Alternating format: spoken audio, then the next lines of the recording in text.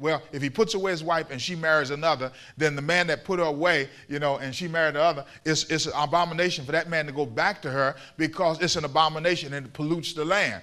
But then God says, isn't that so? He says, but you've come back to me. That's what God said. God says, but you've come back to me. And steadily in those first 13, 14, 15 verses, God is speaking to Israel and says that, I gave you a bill of divorcement because you kept cheating on me. I divorced you, and I did away with you. And then you see why I did away with you. And then Judah, your sister, she saw me give you a bill of divorcement, and she was even more treacherous than you.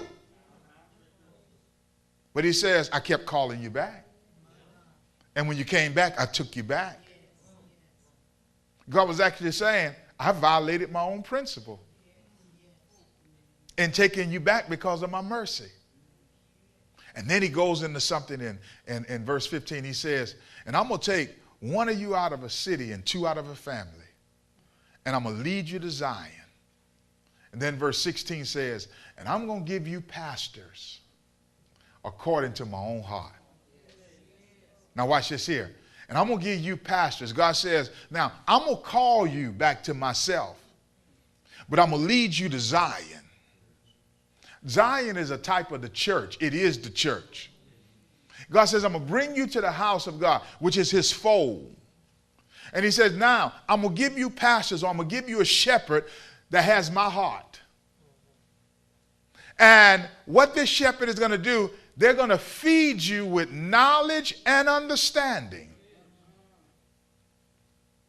So this is why we stand before you every Sunday, every Wednesday, whenever we stand before you, to feed you with knowledge and understanding. Whether it's concerning health, whether it's concerning wealth, whatever is concerning, we stand to feed you according to the directives of God. And here is the thing. It's God's responsibility to deal with you, and it's God's responsibility to call you back and to receive you and accept you. And we ought to be so appreciative that God is dealing with us and receiving us back, because he said, according to his principle, he don't usually accept you back. But when he receives you back, and Jeremiah 3 is something else. He keeps saying that, I don't usually do this here. But because of my mercy and my grace, I'm doing it. And on top of what I'm doing, I'm going to give you shepherds that have my heartbeat. I'm going to give you pastors that have my heart. And these pastors, what they're going to do, they're going to feed you with knowledge and with understanding. Wisdom is the principal thing. But with all you're getting, get an understanding. Trust in the Lord with all your heart and lean not to your.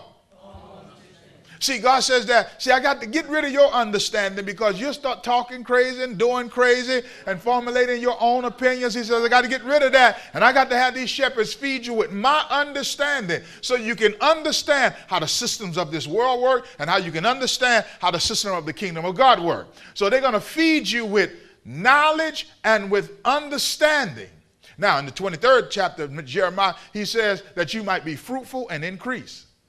That there won't be no more fear in your life. That you won't be dismayed. Come on. So here we stand here today to feed you with the knowledge and the understanding of kingdom economics. So we find out that in a developed nation, our per capita, if you're in a developed nation, which you are in the United States, and you're making, between $7,000 and $22,000, and then if you're making more than that, it just deems more praise. That, Lord, I'm so fortunate and so blessed, to be where I'm at. But listen at this here. So, in developing nations, their income, we'll use that, is usually below $2,000 a year. All right. Then it says, now per capita GNP for the poorest nations, say like Bangladesh or Chad or Bhutan, for example, they fall even below that. Bangladesh has a per capita GNP of about $150 a year, meaning their citizens earn individually about $150 a year.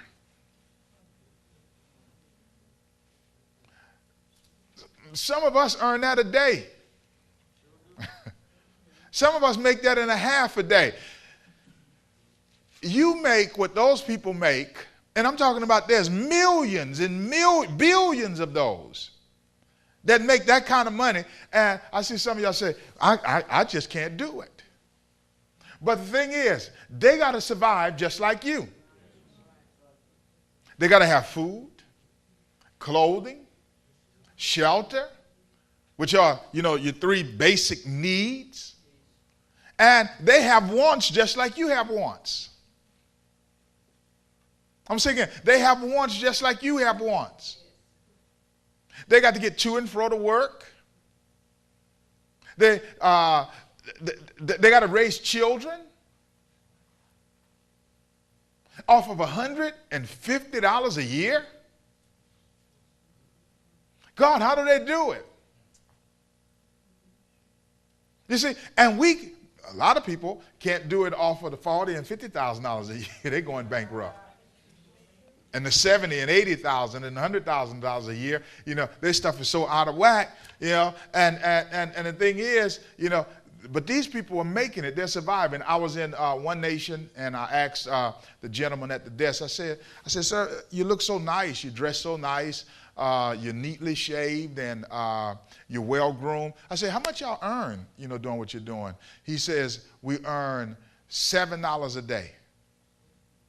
He says, but that's equivalent to $1 US a day. Now, I used to hear my grandfather and them talk about, when they worked, they made like 15 cents an hour, 20 cents an hour. And I just thought that they are like 2 or 3 generations behind where we are right now, making $1 a day. But to look at him, Mom, if he wouldn't have told me that, you would think that he's living on the same level that we're living on. Because he took care of himself. He smelled. In a third world country, a lot of them don't smell too good. When you walk in there smelling good, you the oddball. All right, but he smelled the part, smelled good, groomed himself good, dressed nice, was neat and very professional. Spoke very professional. So here's what I'm saying. How do we, when we talk about kingdom income or kingdom economics, one of the first things we need to be doing, and we ought to do, to God, is give him the praise and thank him for where we are. Thank him for what we have.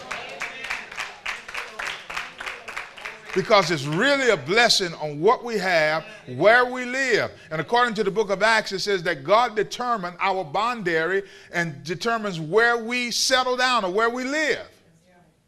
So it is a blessing to be where we are. It is a blessing to have what we have. We are the richest people in the world, right? Right where you are. You say, well, I don't have what this rich guy have over here. You do have what that rich guy has.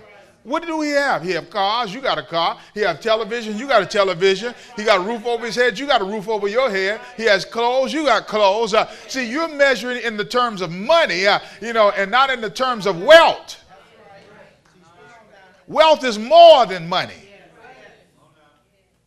So here, as we go back to this story here and we talk about foreign aid, people that make $150 a year, they need some kind of aid. They need foreign aid. People that make less than $2,000 a year, they need foreign aid. Whether you think, and as I ministered this morning, where do you think people get the foreign aid from that make less than $150 or $150 a year, less than $2,000 a year? They are developing nations. Where do you think they get aid from? They get aid from developed nations. From developed nations. Now, what would make a developed nation invest in a developing nation? Just think about it. And I don't mind you talking out loud. What would make a developed nation want to aid or want to send something to a developing nation?